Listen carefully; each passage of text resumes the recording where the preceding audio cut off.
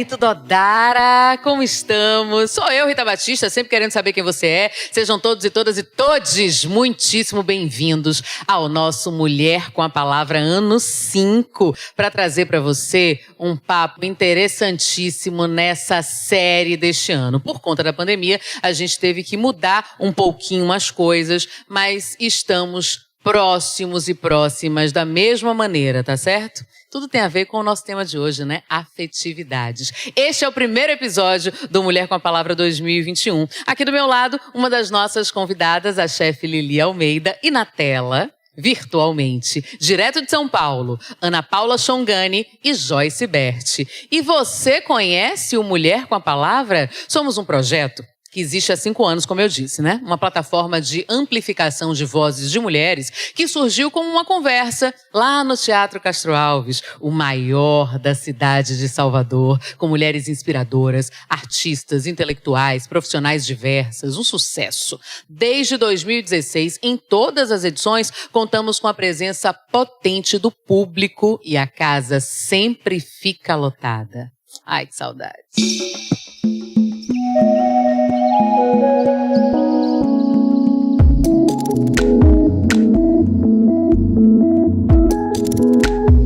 Este é o Mulher com a Palavra. Jamila Ribeiro!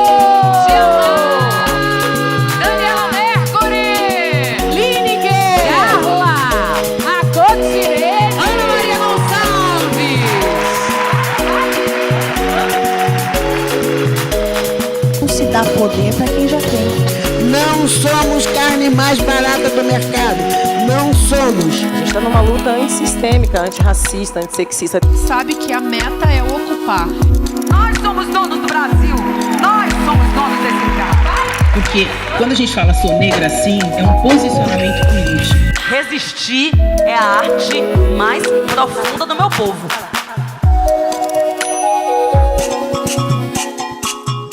Liberdade.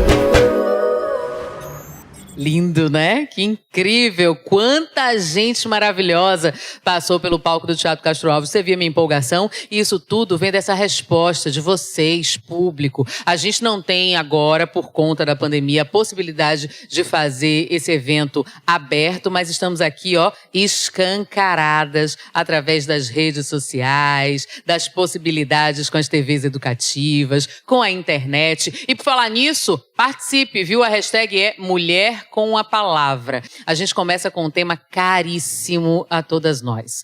Afetividades. E quem vive sem? Chefe Lili Almeida, Ana Paula Chongani e Joyce Berti, tinha que ser com vocês para falar desse tema. Para abrir o Mulher com a Palavra 2021. Ela acredita que cultura é alimento que, bem servido, liberta. A memória mais viva que tem da infância é da sua avó, preparando uma muqueca de peixe na cozinha da casa em que moravam, no bairro do Bonfim, aqui em Salvador. Sentiu o cheiro daí, né? Inclusive, Lili Almeida só se entendeu cozinheira quando reconheceu o sabor da comida da avó em seu próprio tempero. Ela é comunicadora, chefe de cozinha, ela é incrível. Lili Almeida, salve, salve! Oi, Ritinha. Oi, gente. Quero agradecer pelo convite. É uma honra imensa estar aqui. É a realização de um sonho. Eu sou cria do Mulher com a Palavra de verdade. Para mim, estar aqui nesse evento diante de Rita Batista, que é sensacional, Joyce e Ana Paula, é uma alegria imensa. Estou muito feliz de estar aqui. Obrigada. Você tá vendo como é o negócio? Ela que estava sempre ali nas primeiras fileiras do lado do Teatro Castro Alves, em todas essas edições que vocês viram aí, e agora tá aqui com a gente, porque tem muito o que falar, tem muito o que dizer. Assim como a arquiteta urbanista e escritora, psicanalista em formação e uma das grandes referências contemporâneas em empoderamento, principalmente pra gente, viu? Pra nós, mulheres negras. Na internet e na vida, Joyce Berti tem feito muita gente refletir sobre sentimentos, relações e valores individuais e coletivos. Se tudo parece muito certo, ela avisa que sua escrita é para desassossegar. Seja bem-vinda ao Mulher com a Palavra, ano 5. Joyce Berti, mais uma vez aqui com a gente, que bom! Olá, tudo bem, minha gente? É um prazer estar aqui pela segunda vez. Me sinto honrada e privilegiada, porque eu acho que eu estou diante de mulheres que são referências absolutas nesse assunto, dentro e fora da internet.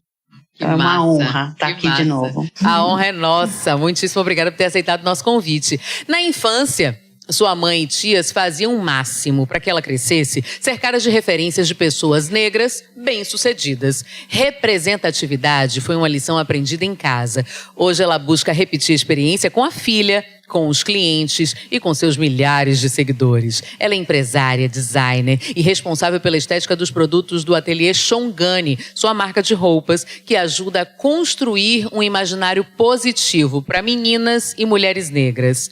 Um prazer, Ana Paula Shongani, ter você aqui com a gente. Olha, o prazer é enorme, o prazer todo meu. Tenho certeza que essa conversa vai ser potente.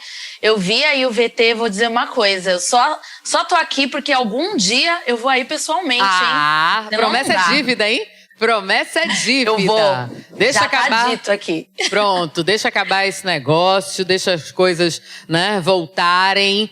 Porque é preciso que a gente tenha esses cuidados nesse momento, mas com fé em Deus, em breve a gente volta assim para o Teatro com Casa Cheia. Olha, eu quero dizer a vocês que é uma delícia ter vocês três juntas aqui. Vocês gostaram desse cenário, né? Desse campo de flores? Joyce, o que achou? Luxuoso. Não é maravilhoso? Pois Maravilhoso. Cada uma dessas aqui representa uma mulher que veio antes de nós e nos fortalece e nos abraça. Cadê? Olha aqui, ó. Olha aqui de cima. Vamos ver. Isso! Ai, que delícia! Eu queria começar falando sobre o quanto a conversa é importante na construção dos nossos afetos, né? Aquela história de que a gente precisa mesmo expor os nossos sentimentos, o que está vindo aqui dentro, o que está causando, né? Uma sensação ou mesmo uma coisa que não é tão legal assim. Eu acho que tudo tem que ser exposto, porque no senso comum a afetividade é vista como uma coisa menor, de esfera privada, até mimimi, né? Como se fosse algo que não merecesse atenção no âmbito social.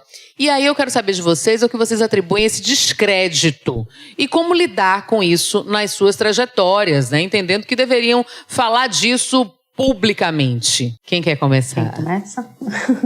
Eu posso começar. Por favor. Eu sempre fui da comunicação, né? Mas eu estava o tempo todo tentando me encaixar em lugares que não eram meus, em lugares onde as referências não eram as referências indicadas para eu ser a verdadeira pessoa que eu sou.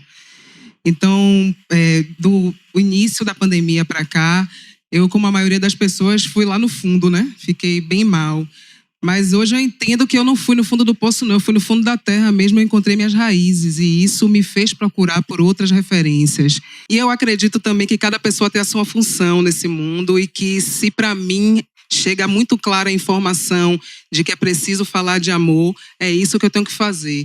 A gente está vivendo num mundo onde parece que é normal ser ruim. Parece que quando uma pessoa fala de amor ou fala do bem, ela está mentindo. Mas eu escolho ser uma pessoa do bem, eu escolho ser uma pessoa do amor. Eu quero estar cercada por pessoas que expandam a minha boa energia e que eu possa fazer isso por elas também. Então eu acredito que eu tenho uma função de comunicar e de trazer, de tocar as pessoas com palavras doces, com amor, com coisas muito mais edificantes do que tudo que o mundo tem empurrado pra gente hoje. Exatamente isso. Eu adoro. Assim, eu vou quebrar aqui a quarta parede, Joyce e Ana Paula. Eu conheço Lili desde pequena, né? A gente se conhece há muito tempo, de verdade. E era isso, assim. E a gente sempre insistia nisso. Assim, mas não é só cozinhar, não é só fazer comida gostosa. Deixa eu falar uma coisa também. Eu já falei isso pra Rita. A Rita foi a primeira pessoa que me colocou na televisão pra falar. Não, mas é sério mesmo. E eu lembro que ela ficava insistindo durante a faculdade pra eu ir. E ficava, mas você tem que falar, você tem que falar. Você viu que eu tava certa, nem não viu? Porque eu sempre estou certa. Por favor, Ana Paula Shongani. Não, ela tinha que falar. Ela tinha que falar. Não, a gente compartilha desse sentimento. É que o pessoal não sabe, já tirou selfie, já fez foto. Porque a gente fica todo mundo muito emocionado umas com as outras, né? Mas a sua pergunta, eu fico me perguntando também, assim, qual é a resposta? Mas eu acho que eu fui forjada no amor, eu fui forjada no afeto. Um dos meus textos da minha coluna, eu falei disso, assim, as mulheres pretas, que as pessoas liam por conta de tantos estereótipos como agressivas, raivosas, eram as mesmas que faziam carinho nas minhas tranças, que me diziam que eu era bonita, né? Eu sou filha de pais ativistas, eu cresci vendo essas mulheres tão potentes, me formando o tempo todo. A gente sabe que dentro do nosso quilombo, assim, quando tá a gente, é o afeto que nos mantém em pé. As Shonks, como eu costumo chamar a minha base de seguidores, me dão um monte de afeto, sabe? De volta. No ateliê Shongani, quando a gente abre um lugar, uma casa, para receber as pessoas, ali a troca, a partir da comida, a partir da roupa, a partir do diálogo, é sempre sobre afeto. Acho que essa é uma das nossas forças, enquanto mulheres pretas. Obrigada, querida. Joyce, por que a gente carrega esse negócio, né? Shongani trouxe isso. Por que a gente às vezes fica, enfim, né, com uma couraça ou com um escudo, ou seja lá o que for. A senhora agora também psicanalista, porque já não bastasse tudo que é. Ela não para! Ela não para, né? Pois é, além de tudo que é, de tudo que estuda. Mas vamos lá, gosto da psicanálise. Então conta pra gente aí, que facetas são essas dessas mulheres pretas que estão unidas ali, tem uma ligação, tem uma interseção, ao mesmo tempo, claro, são autônomas e diferentes, mas que o afeto constrói e redescobre. Nossa, olha só, a minha incursão na psicanálise, ela vem justamente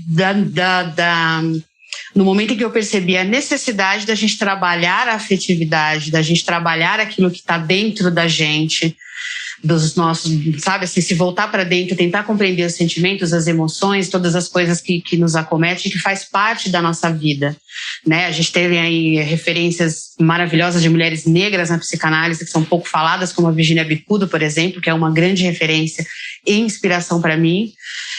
Tem a Neuza também, a Neuza Santos, que foi uma psicanalista brilhante, que a partir de estudos do Lacan, do Freud, nos trouxe uma série de ferramentas para a gente conseguir compreender o nosso mundo interior, né? Inclusive a Virginia Bicudo teve um programa na televisão que chamava Nosso Mundo Mental. E eu penso que isso foi da percepção de que justamente ficava uma parte pendente nas nossas relações, que é esse extravasar da afetividade, do nosso potencial de sentir, da nossa compreensão disso tudo. Isso esbarra muito na questão racial e na questão de gênero também. Ainda hoje eu trocava uma ideiazinha nos comentários de uma postagem com uma seguidora que fez um alerta porque eu me expressei um pouco mal quando eu falei que a gente precisa reter as nossas emoções quando o assunto é político, né? E aí ela lembrou que existe um vínculo entre a desvalorização do sentimento e, ao mesmo tempo que desvaloriza o sentimento, as emoções, o conjunto da afetividade, também vai se ligar isso à questão da mulher, né? Então, tudo que é emocional, isso é coisa de mulher, isso é mimimi, isso é uma coisa menos importante. E aí eu falei, ela tinha toda a razão, né? Reforcei o que ela disse e também lembrei do Fanon, porque o Fanon também fala sobre isso. O Fanon também fala sobre a europeização, né? O eurocentrismo ditando a maneira como a gente lida com as nossas emoções, porque a nossa herança africana, a nossa herança indígena, ela jamais suprimiu as emoções e os sentimentos.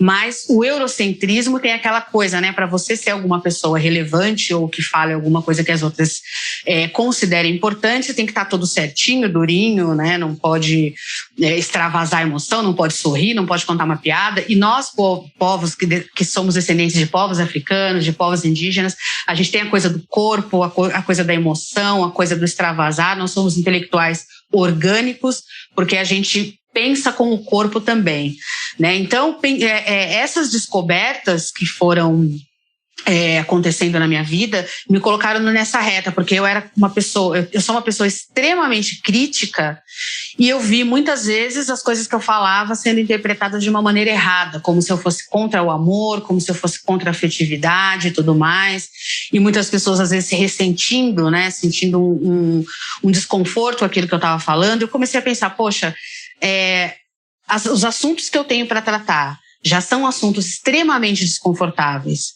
né? E eu tô falando de coisas muito duras. Então, eu comecei também a pensar no meu lado mais emotivo, no meu lado mais emocional, né? No meu lado mais sentimental. Porque quando você coloca esse seu lado, você cria uma conexão também com as pessoas sentem a sua humanidade. E assim elas aprendem, elas se desarmam e se abrem. Então, muita gente que hoje em dia chama certos discursos de mimimi, são pessoas que possivelmente estão numa negação daquilo que também as constitui, porque nós somos razão e emoção. Sim. Se uma dessas coisas está exacerbada, então a gente está, né, em desequilíbrio. E isso afeta a nossa saúde mental, e a gente tem que pensar com muita seriedade nisso, porque a gente está num tempo onde a depressão, né, as estatísticas de depressão, de suicídio, de transtornos variados, está altíssima. E eu penso, por toda a minha bagagem que eu venho acumulando ao longo da vida e pelos meus estudos também em psicanálise e até em arquitetura e urbanismo também, que muito disso vem da negação dos nossos sentimentos, porque a gente foi criado achando que era inferior colocar na mesa aquilo que a gente sente. É isso, né? Bom, se o povo estiver pensando qualquer coisa diferente disso que as três já falaram agora, eu já comecei chorando, então já abri o negócio do campo da afetividade, assim, já arrebentei a porteira, já arregacei as portas, né? Quando a gente pensa em afetividades, amor, a gente é educada a pensar no amor romântico, né? Quais são as outras relações na vida de vocês que são tão importantes quanto as relações românticas e fazem parte dessa rede, né? Dessas redes de afetos? Vou começar com Xongani. Eu sem dúvida vou falar amizade. Principalmente para nós, mulheres pretas, assim. Eu sempre digo, né, quando a gente fala, por exemplo, sobre solidão, geralmente a gente fala sobre o campo sexual e afetivo, mas a solidão das relações de amizade acontece muito antes. E isso já nos causa uma série de transtorno, de sequelas, né? Então, acho que a amizade é, sem dúvida, um sentimento muito importante que, quando eu comecei a me pesquisar e pesquisar minhas afetividades, eu coloquei isso em pauta, né? Quem são os meus amigos? Essa também é uma relação de afeto muito importante e que muitas vezes eu, no meu caso, construí bem mais tarde. Eu construí já mais adulta, o que talvez eu deveria ter construído antes. Mas às vezes na infância e na adolescência, a gente é tão exposto, né? Tão expostas a ambientes perversos, onde muitas vezes ou a gente é minoria, ou a gente tem que lidar com tantas coisas que não cabe, não dá tempo dessa afetividade da amizade. Mas ainda bem que o tempo vai andando, correndo, e as outras oportunidades vêm.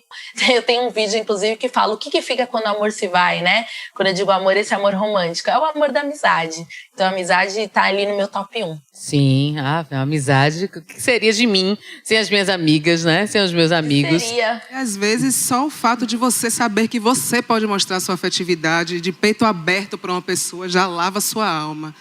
Em relação ao amor romântico, eu tenho muitas experiências, mas o amor que me liberta mesmo, como o Xongani falou, é o amor das minhas amigas, assim, um amor que me liberta muito, é o amor da minha mãe.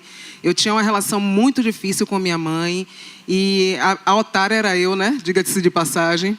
Mas essa afetividade dela, da minha filha, das minhas amigas, o fato de eu saber que eu tenho essas pessoas para quem eu posso abrir o meu coração, isso já me limpam muito. E eu acredito também que esse amor com letra maiúscula, que não é só o amor do romance, ele está fazendo eu me amar de uma forma que eu voltei a acreditar no amor romântico, sabe? Eu não acreditava, eu não achava possível ser amada e nem amar, porque não tive essa experiência. Mas hoje, Ave Maria, antigamente eu me apaixonava, era um sofrimento horrível. Eu já pensava, vai dar ruim, não vai dar bom. Hoje não, hoje às vezes eu me apaixono, a pessoa nem sabe que eu me apaixonei por ela, mas eu sinto como se meu coração fosse uma flor desabrochando e isso me dá uma sensação de felicidade imensa. E eu sei que isso é porque hoje eu dou amor e aceito receber amor de pessoas. Minha gente, tudo bem, amigo, facilidade, alegria e glória. Baixa as barras, baixa as barras, baixa as barras. Joyce Beth. Nossa. Vamos todo mundo deitar nesse divã, viu? Eu quero ir para o consultório. Eu acho importante a gente desfazer um equívoco muito comum quando a gente está falando em amor romântico, né? As pessoas confundem o romantismo com gentileza. Quando a gente fala em romantismo, ele implica em gentileza também. Então, aquela coisa de mandar flores, mandar um chocolate, dizer que você tá bonita, reparar na sua roupa, abrir a porta do carro, essas coisas são tudo gentilezas que a gente faz quando tá enamorado, né? Quando tá ali naquele flerte ou na relação propriamente, né? Agora, quando a gente fala de romantismo, a gente está falando de uma idealização. Então, a partir da imagem linda da Rita Batista, dessa voz sexy da chefe Lili Almeida, do corpão da Xongani, que está ali toda gostosona na internet, a gente forma uma ideia de personalidade e se apaixona por essa ideia motivada por essa imagem e não necessariamente pela pessoa que está ali por trás. Se a gente excluir essa idealização, a gente chega num amor que é universal, né? Que é o amor que eu sinto pela minha mãe, pelo meu pai, pelos meus irmãos, pelos meus filhos, pelas minhas amigas, pelos meus amigos, enfim, por mim mesma, né? Porque o amor, ele é um sentimento universal. Quando a gente fala em casais homoafetivos ou heteronormativos, não importa, a gente está falando no amor que vai entrar um elemento a mais que é a sexualidade. Você pode ter uma relação sexual só por seu tesão, ser satisfeito, e você pode construir uma relação de amor que tenha tudo isso ou que não tenha o componente sexual, que também vai te alimentar afetivamente. Boa! Olha, minha gente, é na base da aula. Aqui eu já tô querendo um caderno aqui, eu tô olhando ali já pede aí o pessoal que tá com você, minha filha, um negócio de um caderno, né? Porque é assim, aqui a gente não brinca, não. A coisa é séria. Você já sabe, né? Para participar, #Mulher com a Palavra. Para dar sua opinião, para falar também sobre as suas afetividades nas redes sociais, para falar a respeito do projeto, do programa, das nossas convidadas. Você já segue todas as três, eu tenho certeza disso, nas redes sociais. E aí você pode estabelecer também essa conversa direta com cada uma delas, tá bom? A cozinha é um lugar que transborda conversa e afetividades. A relação com a comida é muito afetiva. Aí como é que essas duas coisas, né, se conectam na sua vida, chefe Lili Almeida? Eu adoro falar isso, chefe Lili Almeida. E com a carreira, né, de chefe. Conexão total, 100%. Essa chefe Lili é simplesmente a Lilian, que quando era criança ficava na cozinha o tempo todo com minha avó Lili, assistindo ela cozinhar. E quando eu tinha 8 anos de idade, eu falava para todo mundo que quando eu crescesse eu queria ter uma lanchonete, porque eu queria servir a comida preferida de todo mundo que aparecesse na minha casa. E por mais que no caminho a gente vá achando que está se embolando, também. se essa perdendo. coisa do caminho, porque assim, você já revelou aqui algumas coisas, né? Mas teve esse delay também, essa demora, né? Dos 8, sei lá, até os 20 e poucos. Ficou ali, né? Vamos para aqui, vamos para lá. Você me conhece, né? Eu não preciso entrar em detalhes, mas eu andava por lugares que não eram os meus lugares. Sabe aquela história de você olhar para todo mundo e você saber que você não é igual aquelas pessoas, mas você não saber quem você é também? Sim. Isso acontecia na minha vida. Então, hoje eu tenho essa possibilidade mesmo de acessar. Uma coisa se abriu em mim. Esse delay que Ritinha fala aí, também não duvido da vida, não. Acho que foi o meu tempo, porque eu me sinto muito satisfeita com a pessoa que eu estou sendo hoje, sabe? Eu acho que eu sou um pedaço da mulher que eu quero ser, mas eu tô amarradona em mim. Ai, que lindo. E é tão bom ouvir isso, né? É muita coisa pra gente conversar. Agora a gente vai dar aquela respirada, né? Eu, principalmente, beber mais água, respirar um pouquinho, porque esse programa já me pegou aqui de todo jeito. Afetividades, Mulher com a Palavra. Primeiro episódio de 2021. Daqui a pouco a gente está de volta.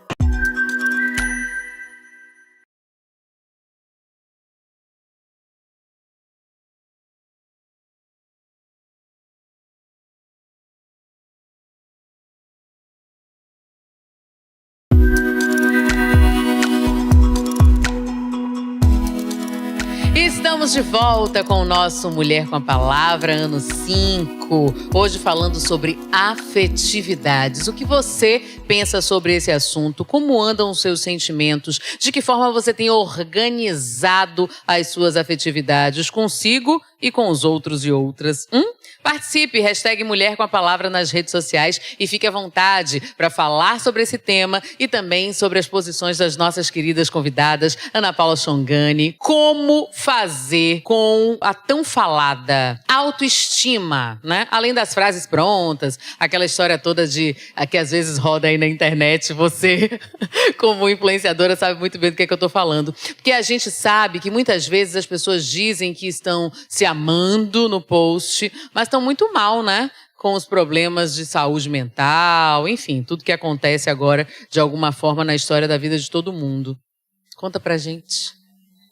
Olha... Bom, eu acho que assim, várias coisas. Primeiro, uma vez eu ouvi o professor Adilson falando que... Não, professor Adilson não, professor Silvio Almeida.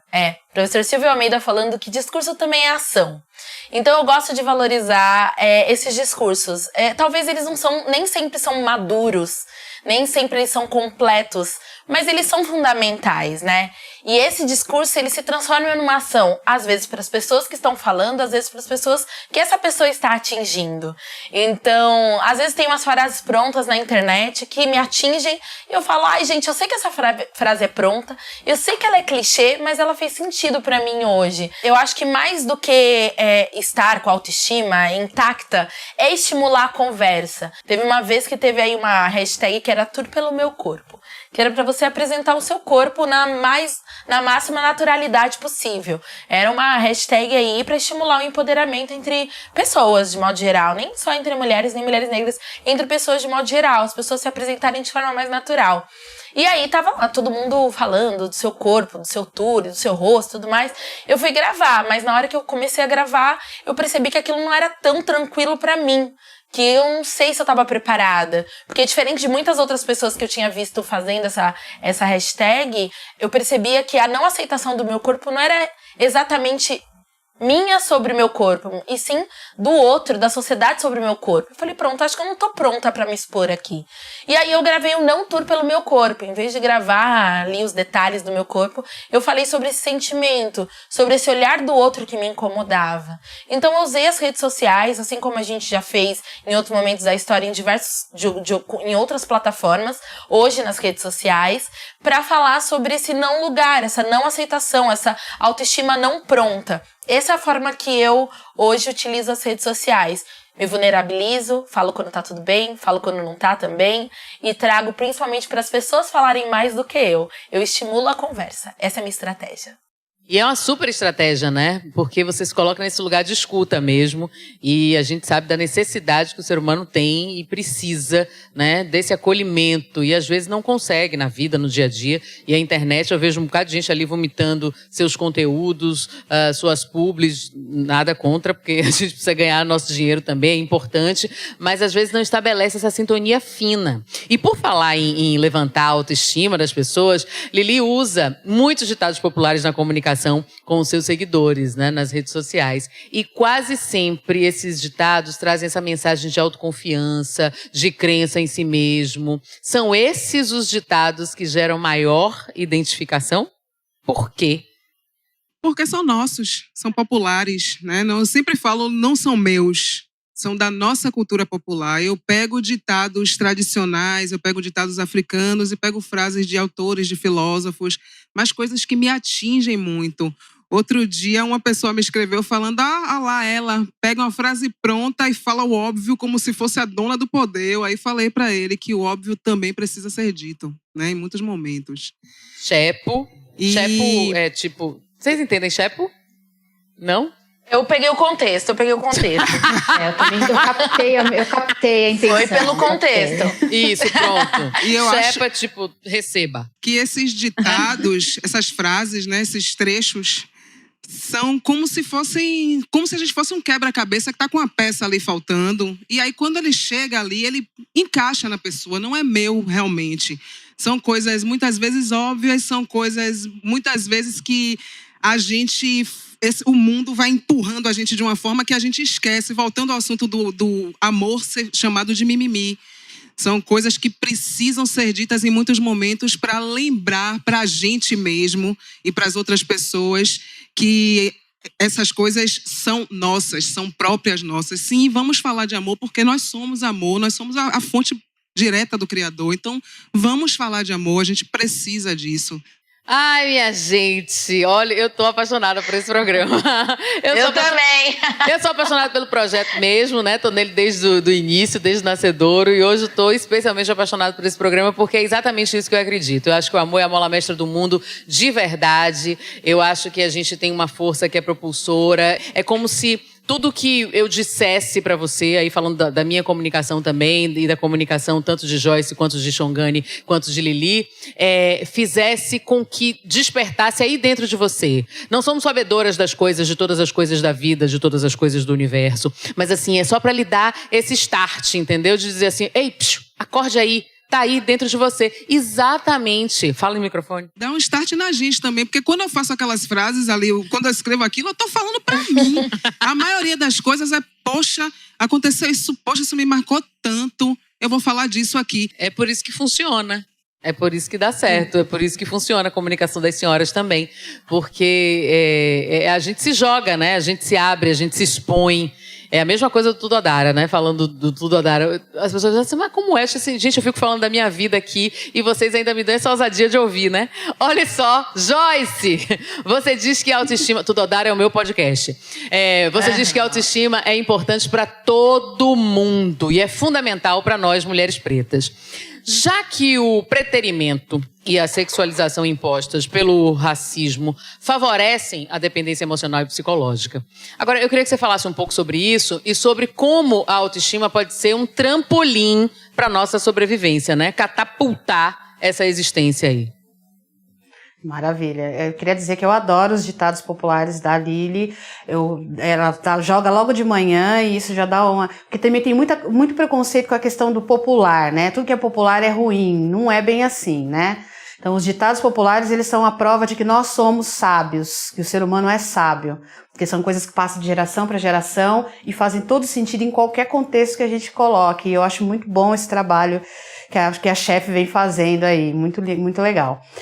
Você sabe que o feminismo negro fala muito na questão da autoestima, né? A Bell Hooks, que é uma autora que eu adoro, que fala muito sobre a questão da autoestima, Patricia Hill Collins, né? Estudando empoderamento, eu tropecei nessa questão e senti uma necessidade maior de aprofundar nisso, né? Milton Santos é o cara que me trouxe a informação de que a autoestima é um componente poderoso na nossa luta política, né?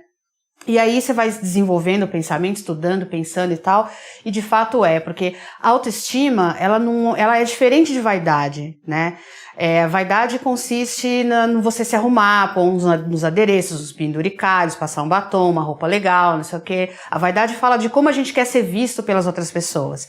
A autoestima não, a autoestima ela fala justamente da gente não precisar da opinião das outras pessoas para se sentir bem. A autoestima fala justamente desse processo de se conhecer, de se aceitar, de ter uma generosidade com os seus defeitos, mas não abrir mão de trabalhá-los também, né? Porque você conhecer os seus defeitos e largar e falar, eu sou assim mesmo, né? Aquela síndrome da Gabriela, eu nasci assim, eu cresci assim, você sempre assim. Não, a gente está no mundo para evoluir, para mudar e os nossos defeitos, eles fazem parte desse processo de autoestima também. Quando a gente não trabalha a autoestima, a gente fica terrivelmente vulnerável a todo tipo de manipulação.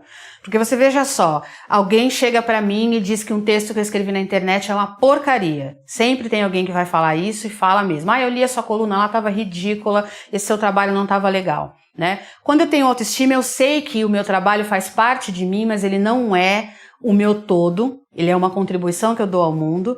Quando eu tenho autoestima, eu entendo que essa reclamação da pessoa muitas vezes pode ser uma insatisfação dela, que ela tá projetando em mim e eu não tenho nada a ver com aquilo, né? Quando eu tenho autoestima, eu penso o seguinte, talvez essa pessoa tenha razão, talvez meu trabalho tá um lixo. Vou me esforçar melhor, não vou me esforçar mais, vou fazer melhor da próxima vez para ver se todo mundo acha que tá legal. E a autoestima fala inclusive da gente pensar que não existe unanimidade, ninguém é 100% querido e nem 100% odiável, assim como também ninguém rende 100% o tempo inteiro, né? Assim como também ninguém é um fracasso 100% o tempo inteiro. Então a autoestima ela é meio... O trabalho de autoestima não é uma coisa assim, eu acordei com autoestima, dormi Não, você vai desenvolvendo. É um processo lento, gradual e restrito que vai nos acompanhar a vida inteira e que vai fazer com que a gente passe para um outro patamar de existência humana muito mais libertadora do que esse que a gente vive atualmente. E depois dessa, a gente dá mais uma pausa, respira, bebe uma água, que a gente volta já já com Mulher com a Palavra.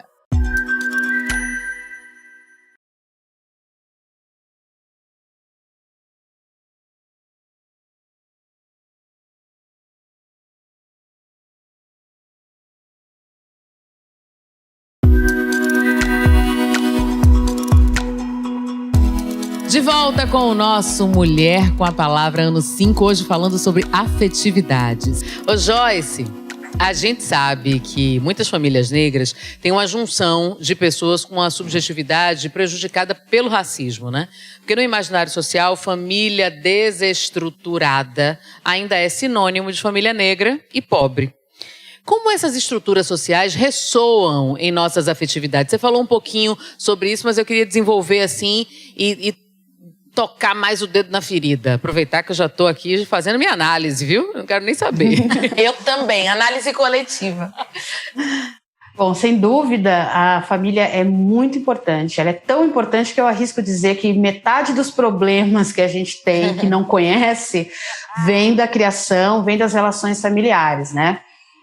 A gente tem uma ideia cristã de família, né, que é eurocêntrica, inclusive, que é uma ideia de família como um ambiente sagrado onde nenhum conflito acontece, quando na verdade não é bem assim. A família é justamente o lugar onde a gente vai ter contato com os primeiros conflitos da nossa vida, né? Então, dentro da família rola de tudo, rola inveja, rola disputa, amor, paixão, raiva, rejeição, uma série de coisas estão acontecendo ali dentro da família e existe um tabu que faz com que a gente não converse sobre essas questões, que a gente não fale sobre isso, porque, não, nós somos família. Eu cresci, por exemplo, numa família onde as pessoas evitavam falar muito sobre os conflitos, então os conflitos, eles acabavam explodindo do nada em momentos que você não compreendia muito bem o que aconteceu, por que os ânimos se exaltaram tanto. E hoje em dia eu avalio que é porque a coisa vinha vindo ali, né, cozinhando ali, né, por debaixo dos tapetes, dos panos e de tudo mais ali, e aí chega uma hora, aquilo que você nega não desaparece, né, ele vai se crescendo ali, e se crescendo da pior maneira possível porque está sem o seu controle. Então a família, sem sombra de dúvida, é um lugar de grande importância. As famílias negras, elas têm um marcador histórico, né, da desestruturação que foi provocada pelo sistema escravista, né, para conseguir fazer funcionar toda a estrutura que escravizou pessoas, algumas providências tiveram que ser tomadas, e uma delas foi desfazer laços, né, distanciar pessoas que tinham um laço. E a gente tem que estar ciente dessa fragilidade a mais, porque o fato das nossas famílias negras serem marcadas pelo estigma da escravidão, que nos desestruturou, né, que fez com que a nossa base trepidasse, não significa que os outros povos também estava tudo lindo com a família deles, não é bem assim, né? O elemento cristão, né, os dogmas religiosos presentes dentro das famílias também são grandes alimentadores de conflitos. Agora, a gente tem sempre que considerar essa questão dos conflitos dentro das famílias negras, principalmente aqueles que têm uma consciência racial expandida ou que está sendo trabalhado em processo de ser trabalhado, para a gente ter um pouco mais de generosidade, porque muitas vezes também os conflitos acontecem, os conflitos geracionais, os conflitos naturais das famílias, né, esbarram na família negra, encontram um ambiente que já tem um marcador de desestruturação histórica, né, e aí se aprofunda a questão geracional, por exemplo, né, faz parte da nossa ancestralidade o respeito aos mais velhos, mas quando você vem para uma cultura que é marcada pelo eurocentrismo, nem sempre o mais velho tem a cabeça no lugar ou vai refletir, vai raciocinar, vai respeitar esse mais jovem também. Lá na África, na nossa ancestralidade, existia um respeito mútuo entre o mais novo e o mais velho. O mais velho não exacerbava esse respeito. E o mais novo também estava sempre ali cultivando e ouvindo o que aquele mais velho tinha para dizer. Quando você olha a nossa sociedade hoje em dia, os mais velhos tão, né, deveras problemáticas, mas enfim. Agora a gente tem que ter essa ideia, a gente tem que ter essa sabedoria, tem que entender isso e tem que fazer um esforço, né? Eu acho que a negritude como um todo tem que fazer um esforço muito grande para resgatar os laços que nós perdemos ao longo da história por conta das tecnologias do racismo, da escravização e tudo mais. Eu penso que o povo negro tem uma dificuldade muito grande de se relacionar entre si, né? Independente da questão das relações interraciais ou não, existe uma questão aí que eu acho que precisa ser resgatada e trabalhada com bastante tranquilidade, né? Não é aquela coisa de você negro não gosta de negro, pretos não gostam de si mesmo, não, né? Parece que os outros povos são tudo lindo e perfeito, não é assim. Nós também temos as nossas fragilidades. E é bom a gente entender isso, porque ao longo da minha vida, na minha adolescência principalmente, eu tinha amigas negras, mas os meninos negros não tinham muita vontade de ter amizade com mulheres negras. E isso vai acompanhando a gente, chega na vida adulta, quantos homens negros formam amizade com mulheres negras? Né? Não precisa ser relacionamento amoroso necessariamente, pode ser amizade e tal. E isso também está dentro das famílias, os irmãos, as irmandades negras também. Como é que isso funciona? Então eu penso que a família, sim, é um ponto a se observar, mas que a negritude como um todo precisa se conscientizar sobre a nossa necessidade de equilibrar o discurso e a vivência afetiva, porque isso faz parte da nossa resistência também. Entendido. Eu quero trazer uma coisa bastante poderosa, que é comum às nossas convidadas, né? Através da história de todas vocês. Essa compreensão verdadeira de que nossas vidas importam, que nossas histórias merecem ser contadas. E eu queria saber como é que vocês fazem outras mulheres entenderem o valor da história que elas carregam. Quem começa? Posso começar? Acho que é a Joyce. Bora. Tava sentindo. Olha, eu conto as minhas histórias, as histórias mais toscas, sabe? As histórias mais triviais da minha vida. Coisas que antes eu guardava só pra mim, eu passei a contar, passei a falar, porque pra mim parecia insignificante, mas a partir do momento que eu comecei a dividir isso com outras pessoas, foi aparecendo um monte de gente se identificando com essas histórias, dizendo que também era assim, comigo também aconteceu assim e tal, e eu fui percebendo o quanto isso era poderoso, porque uma das coisas que mais impactam na nossa vida é o fato de a gente não poder contar as nossas histórias. A gente tem que estar assistindo outras histórias que muitas vezes não tem nada a ver com a gente, até porque foram histórias criadas por outras pessoas que vêm de uma outra realidade, né? Então, eu comecei a entender o seguinte, é uma história interessante quando eu falo que para eu poder ser arquiteta eu tive que ser auxiliar de enfermagem, quando eu falo que a minha casa era lotada de mulheres negras porque minha mãe era transista e minha tia também era, essas historinhas de infância, de adolescência, de relacionamento, de namorico que não deu certo, todas essas bobagens que antigamente eu achava muito patético de dividir com outras pessoas, eu passei a contar. E eu comecei a entender que são muito importantes para as outras pessoas e também são importantes para mim, porque foi aquilo que me constituiu e fez eu chegar onde eu tô hoje. Por favor, continue dividindo, viu? A gente precisa. Né, Xongani? Exatamente, eu diria exatamente a mesma coisa. Eu acho que quando eu encontrei potência na minha história, isso gera uma aproximação muito grande.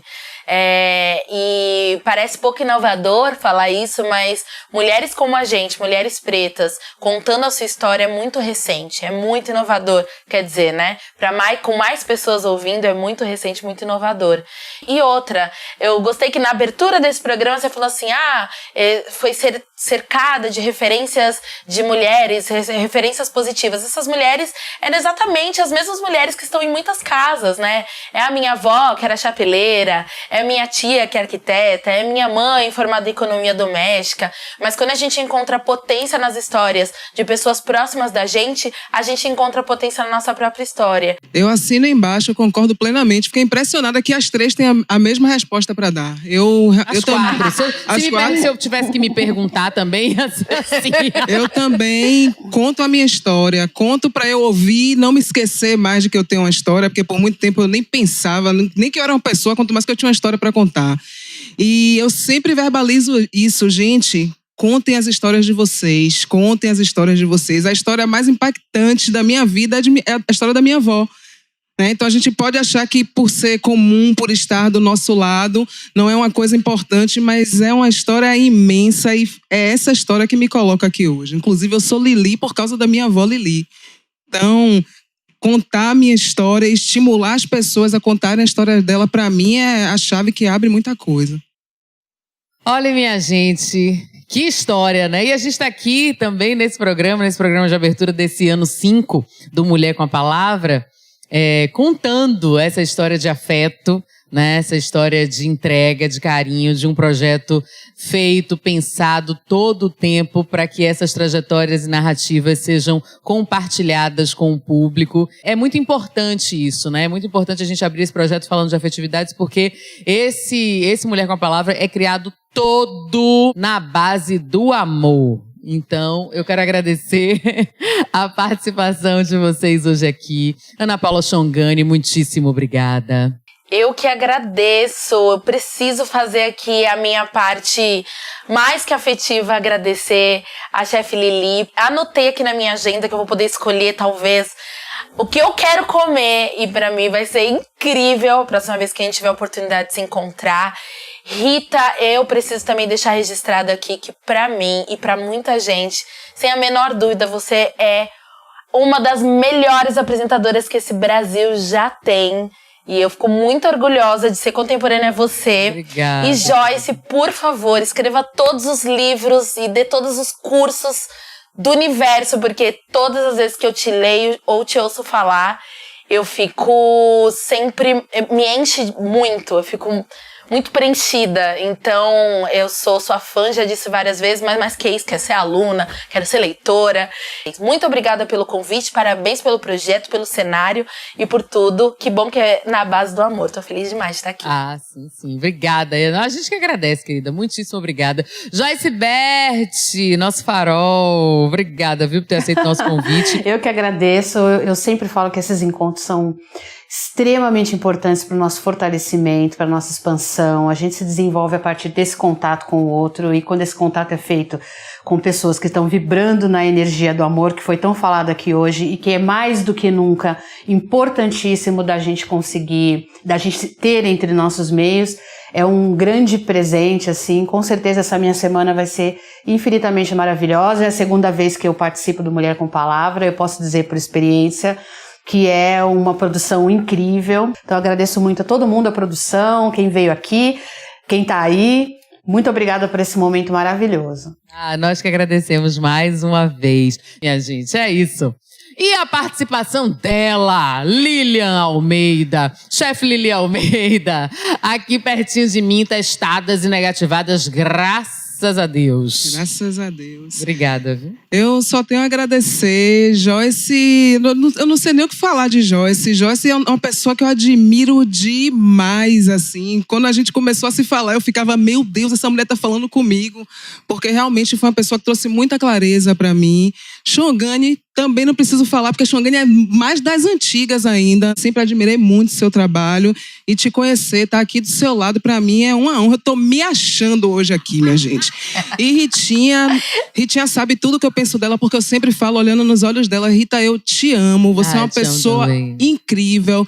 E eu quero que você saiba que a sua voz faz parte da minha oração diária. Todos os dias eu ouço Tudo Odara. E é uma bênção, é um banho de luz divina. Você é incrível. Gente, muito obrigada a todo mundo, viu? Tá muito obrigada mesmo. Esse negócio aqui hoje, viu? Tá demais. Olha, eu vou pedir licença, Lili, e usar uma frase linda que ela fala para encerrar esse encontro de hoje. Nós, mulheres negras, em prontidão, somos as bolas de fogo que acendem e realizam a revolução. Então que a gente possa falar e se escutar mais em conversas tão generosas quanto essa, sabe? Dedique-se às outras. Minha gente, muitíssimo obrigada a você que nos deu essa moral de nos assistir. Eu quero muito saber o que você sentiu, o que você pensou durante essa conversa. Este foi o primeiro episódio da nossa temporada 2021, que conta com 4 programas. No próximo episódio, o Mulher com a Palavra conversa com Eliane Potiguara e Sandra Benites sobre as suas trajetórias, a arte e as cosmovisões dos povos originários brasileiros. Até lá. Beijo, tchau.